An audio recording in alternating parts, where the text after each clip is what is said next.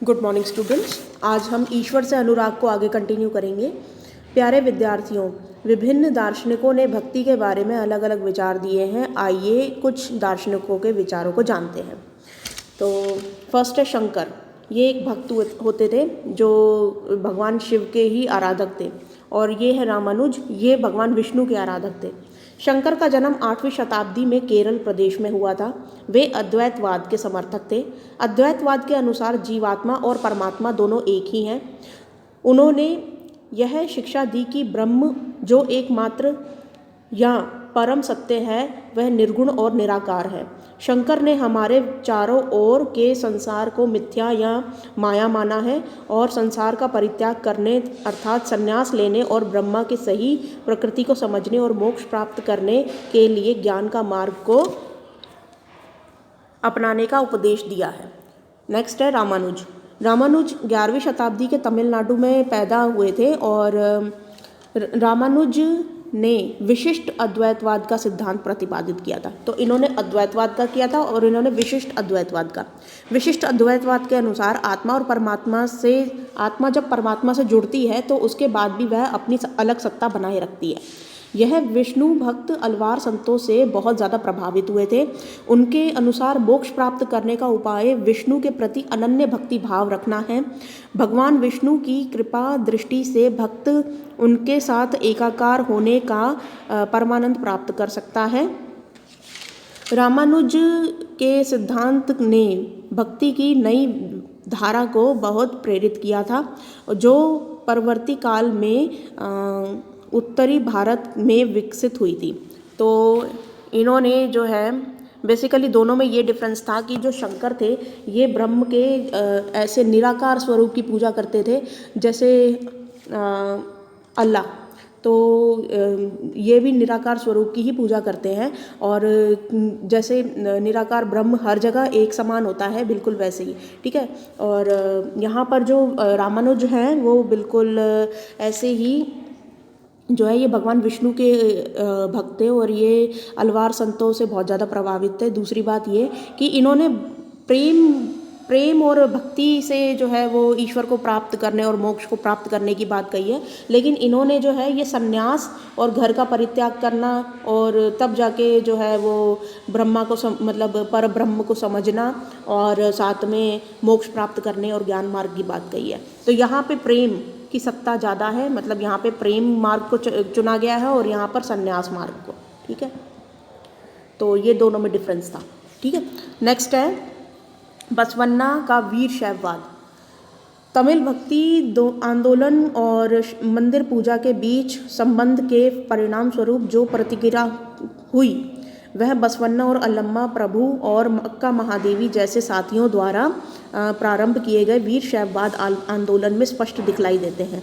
यह आंदोलन 12वीं शताब्दी के मध्य में कर्नाटक में प्रारंभ हुआ।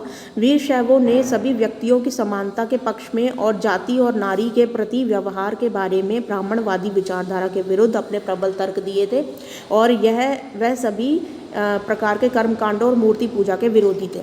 तो बेसिकली ये भगवान शिव के भक्त थे सारे, बसवन्ना, अल्लम्मा और अक्का महादेवी। और इन्होंने जो है ना समाज के अंदर जो बुराइयां फैली हुई थी कि स्त्रियों को जो है पुरुषों की सेवा करना चाहिए और उनको घरों में रहना चाहिए, या फिर जो जातिवाद फैला हुआ था पुराने टाइम में, उस सब का इन्होंने बहुत विरोध किया था और सबको समानता का व्यवहार करने के पक्ष में थे ये कि सभी व्यक्तियों को, चाहे वो पुरुष हो, स्त्री हो, चाहे किसी भी जाति के हो, सबके साथ समान व्यवहार करना चाहिए। तो ये बात जो थी ये वीर शैववाद वालों ने जो है समाज में सुधार किया था इन बातों के लिए, ठीक है।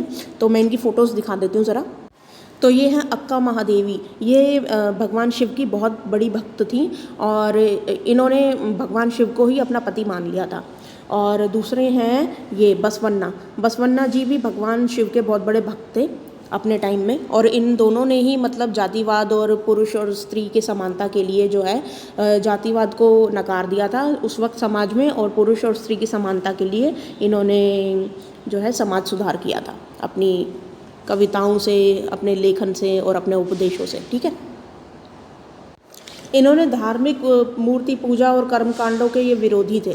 ये मानते थे कि मतलब ईश्वर जो है वो दिल में रहते हैं और उनको वहीं से ही ध्यान करके जो है उनको पाया जा सकता है।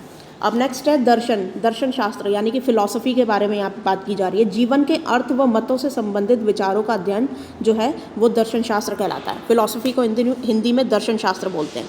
तो ये जीवन से संबंधित जो अर्थ होते हैं, जो जीवन की विचारधाराएँ होती हैं, इन सब के बारे में जब हम चिंतन मनन करते हैं तो उसको फिलॉसफी बोलते हैं, उसको दर्शन शास्त्र बोलते हैं।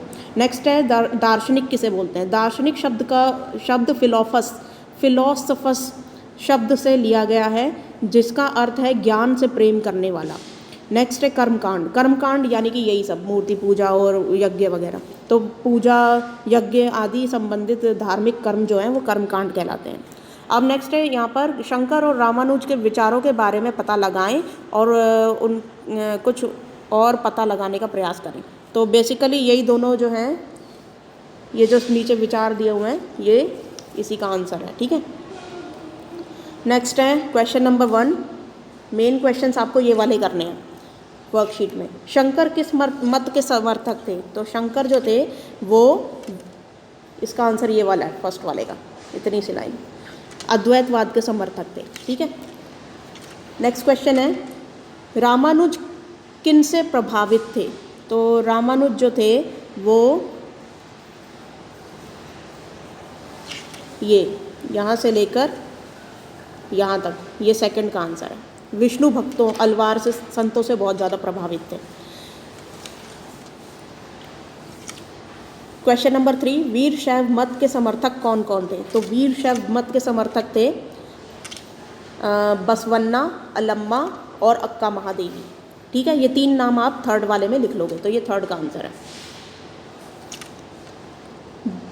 क्वेश्चन नंबर 4, जाति के प्रति वीर शैवों का दृष्टिकोण कैसा था। तो जाति के प्रति वीर शैवों का दृष्टिकोण, ये आप यहाँ से लेकर यहाँ तक लिखेंगे। वीर शैवों ने सभी व्यक्तियों को समानता के पक्ष में और जाति तथा नारी के प्रति व्यवहार के बारे में ब्राह्मणवादी विचारधारा के विरुद्ध अपने प्रबल तर्क दिए थे। ठीक है, तो ये उनके इस तरीके के विचार थे। तो ये आप फोर्थ वाले में लिखोगे। अब फिफ्थ क्वेश्चन, अद्वैत और विशिष्ट अद्वैत में किस प्रकार भिन्न है। तो यहाँ पे देखो, अद्वैतवाद जो है, दोनों में यहाँ पे डिफरेंस बताया हुआ है। थोड़ा सा छोटा कर रही हूँ मैं इसे।